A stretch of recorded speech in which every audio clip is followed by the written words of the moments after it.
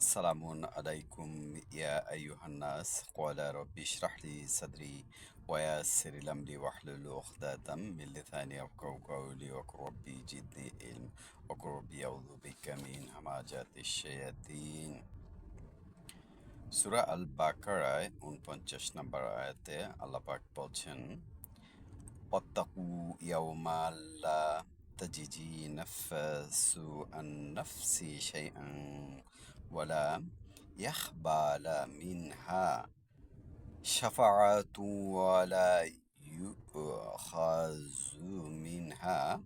آ- منها عدل ولا هم ينصرون।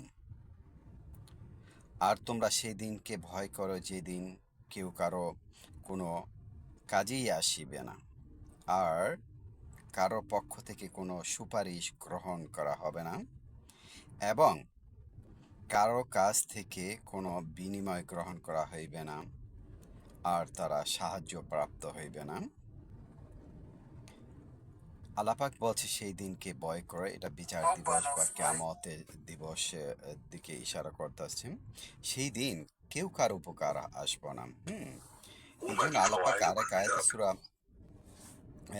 বাকারায় ১২৪ something like that's, এই আয়াতে বলা হয়েছে যে তিলকা উম্মাতুন কাদ খালাত লাহা মা কাসাবাত ওয়া লাকুম মা কাসাবতুম ওয়া লা তুসালুনা আম্মা তা'মালুন। যারা আমাদের পূর্বে, যারা আমরা জীবিত আছি, আমার পূর্বে যারা অতীত হয়ে গেছে, হ্যাঁ, তারা যে অর্জন করছে তাদের জন্য, আমরা যেটা অর্জন করবো আমাদের জন্য, কেউ কারোর জন্য প্রশ্নবোধ হবে না। কাজে সবাই ইয়া নফসি, আমি কি আমল করলাম, আমার দাড়িপাল্লা কতটুকু ওজন হলো আমার আমল নামায়, সেটাই বিচার করা হইব। কাল কিয়ামতের দিন কেউ কারো সাহায্য আসবে না।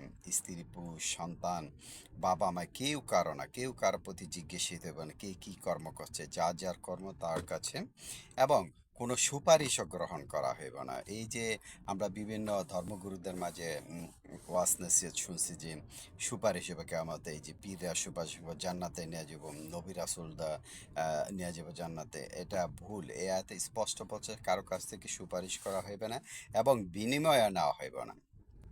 এই যে আমরা টাকা পয়সার জন্য আজকে পৃথিবীতে মারামারি করছি এবং চাঁদা তুলছি, চাঁদার জন্য মানুষকে মানুষ হত্যা করতেছে, ইট দিয়া, পাথর দিয়া, হাতুড় দিয়া, পিস্তল দিয়া, এবং বাবা মাকে এই অর্থের জন্য বাড়ি থেকে তাড়িয়ে দিচ্ছে, মারামারি করে বিভিন্ন অর্থের জন্য। কিন্তু সেই অর্থ তা কারো কাছ থেকে নেওয়া হইবে না, এই আয়াতে বলতেছি, এবং কোনো সাহায্য প্রাপ্ত হইবে না। আপনি যেটা কর্ম করবেন, আল্লাহ যে ওয়াকিমু আস-সালাত ওয়া আতু আয-যাকাত, আল্লাহ যে আদেশ করছে সেটা যে পালন করব, ইস্টাবলিশ করব, সেটাই তার কর্মের সাথে যাব। এটি অন্য কোনো টাকা পয়সা বিনিময়, স্ত্রী সন্তান, পাড়া প্রতিবেশী, বন্ধু বান্ধব, কেউ আপনাকে সাহায্য করবে না। কাজে সেই দিনকে ভয় করো হে ইনসান, সেই দিনকে ভয় করো এবং আল্লাহ যে আদেশ দিয়েছে সেটা তুমি পালন করো। হ্যাঁ, ওয়াকিমু আস ওয়াকিমু আস-সালাত ওয়া আতু আয-যাকাত। সেই আল্লাহ যে কমান্ড আছে, আল্লাহর আদেশ পালন করে তুমি সালাত প্রতিষ্ঠিত করো এবং নিজেকে পরিশুদ্ধ করো। এই পরিশুদ্ধ করতে পারলে আপনি নাজাত প্রাপ্ত হইবেন। তখন আর আপনার কোনো ভয় ভীতি থাকবে না, কিছু থাকবে না। আর সেটাই এই কোরআনের মধ্যে সব কিছু আছে আমাদের কিভাবে চলতে হইবে।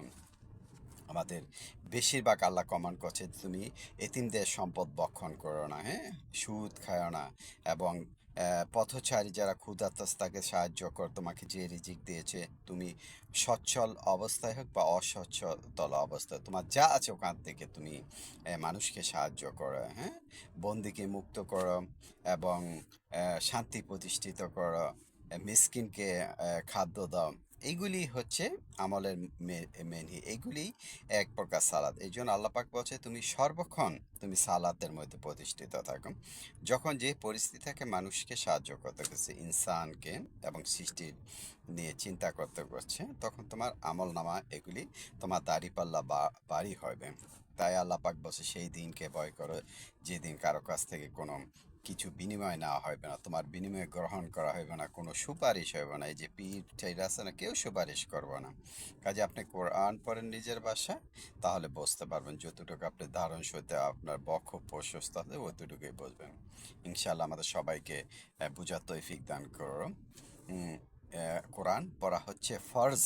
আল্লাহ পাক ফরজ করছে এই কোরআন পড়া। পড়িলে পাস, না পড়িলে ফেল। কোরআন পড়ো তুমি নিজের বাসায় বুঝে বুঝে যতটুকু পারো।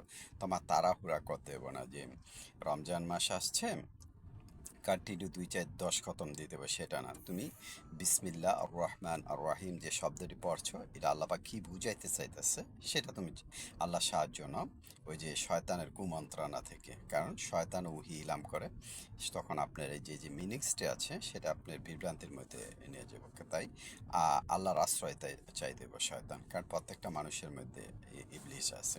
ইবলিশ চাইবো যে ইবলিশের পক্ষে চলে যায়। কাজে আমাদের কোরআন পড়ার তৌফিক দান করুক এবং সৎ পথে চলার তৌফিক দান করুক। সেই দিনকে ভয় করো যেদিন কেউ কারো উপকার আসবে না।